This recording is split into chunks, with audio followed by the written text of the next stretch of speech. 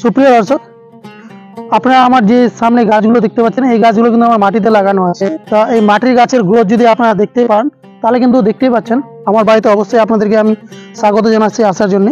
তা দেখতে পাচ্ছেন মাটির গাছের যা গ্রোথ, তা আপনি কিন্তু কল্পনাও করতে পারবেন না। এখানে আমার একটা ড্রাগনের গাছ আছে, দেখেন কত সুন্দরভাবে বারান্ত বেড়েছে। এই গাছগুলো আছে, একটা জামরুলের গাছ দেখতে পাচ্ছি, এটাও। এই গাছগুলো আপনাদেরকে আজকে এই জন্যই দেখাচ্ছি যে নতুন গাছ লাগাতে গেলে আপনি কিভাবে গাছগুলো লাগাবেন, সেই নিয়ে হচ্ছে আজকের ভিডিও।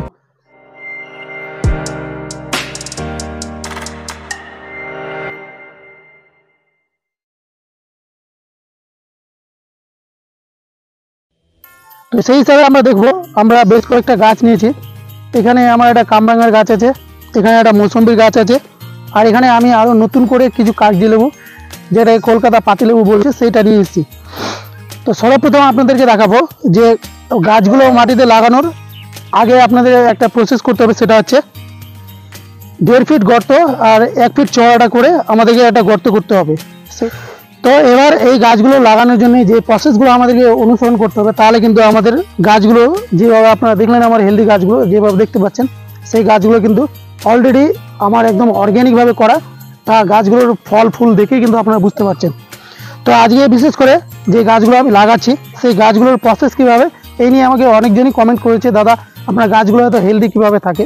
তো সেই নিয়ে আজকে একটা ভিডিও। তো চলুন, আপনারা আগের আমার যদি গাছগুলো না দেখে থাকেন, তাহলে আমার চ্যানেলে ভিডিওগুলো দেওয়া আছে, তাহলে গিয়ে ভিজিট করতে পারেন। এবার চলুন আমরা দেখাবো আপনাদেরকে যে গাছটা লাগানোর পূর্বে আমাদের কিছু প্রসেস করতে হবে, সেই প্রসেসটা আপনাদেরকে দেখাচ্ছি।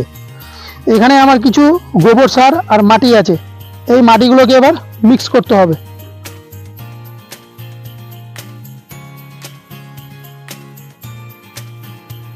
দিলাম ওই দিলাম আবু ওই দিলাম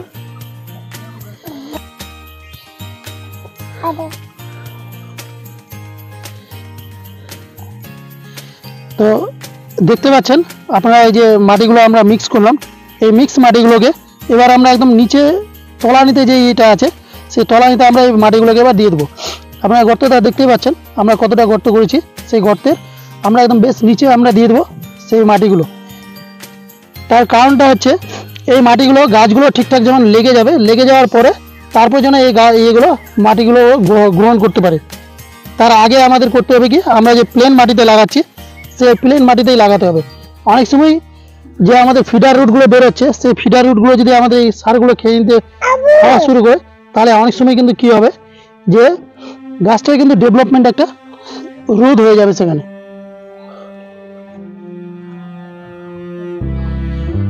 তো এবার আমরা গর্তটা কিন্তু অনেকটাই ভরে দিয়েছি, কিছুটা এর তলানিতে আমরা প্লেন যে মাটিটা আছে আমাদের, সেই প্লেন মাটিটাকে দিলাম। যখন শিকড়গুলো বেরোবে, যে ফিডার রুটগুলো দেখতে পাচ্ছেন, এই ফিডার রুটগুলো শুধু মাটিতে দেওয়া ভার, মাটিতে দেওয়ার কিছুদিনের মধ্যে কিন্তু ওরা নিচের দিকে চলে যাবে শিকড়গুলো। তখন কিন্তু আমরা যে গোবর সারটা দিলাম, সেই গোবর সারটা গ্রহণ করতে পারবে। তো একটু ডিপ রেখে আর কি সেই মাটিগুলোকে আমরা এবার দিয়ে দেবো।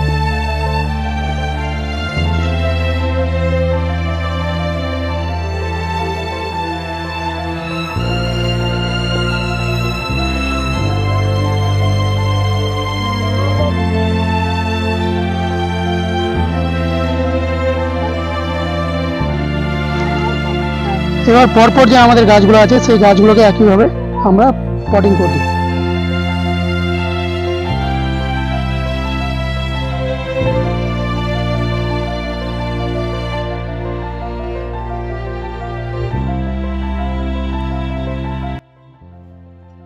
তো এই গাছগুলো আমরা লাগিয়ে দিলাম। এবার লাগিয়ে দেওয়ার পরে বেশ কিছু জায়গা আমাদের খালি রেখে দিলাম। তার কারণ হচ্ছে পরে যখন আমরা জল দেবো, সেই জলটা যেন ধরে থাকে সেই হিসেবে।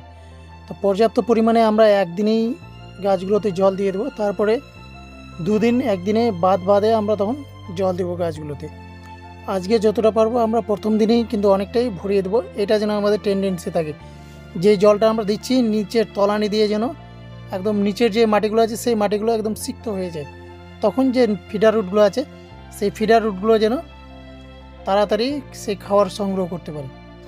তো বুঝতেই পারছেন, এই বিশ্ব উষ্ণায়নের দিনে যত পারেন সবুজে ভরিয়ে দিন পৃথিবীটাকে, গাছ লাগান, প্রাণ বাঁচান, এই মর্মে আপনারা আসুন আমার মতো 2-1টা গাছ লাগিয়ে সেই ভাগের অংশীদার হন। আর আপনারা দেখতে পাচ্ছেন এখন প্রচণ্ড হারে রৌদ্র আছে, তাই গাছগুলো যেন ঝলসে না যায় সেইটা আমাদেরকে লক্ষ্য রেখে এই গাছগুলোতে একটু জল দিয়ে দিতে হবে পাতাগুলোর উপরে, সেই পাতাগুলো যেন একটু সিক্ত থাকে পাতাগুলো। এই নিয়ে আজকের ছিল ভিডিও।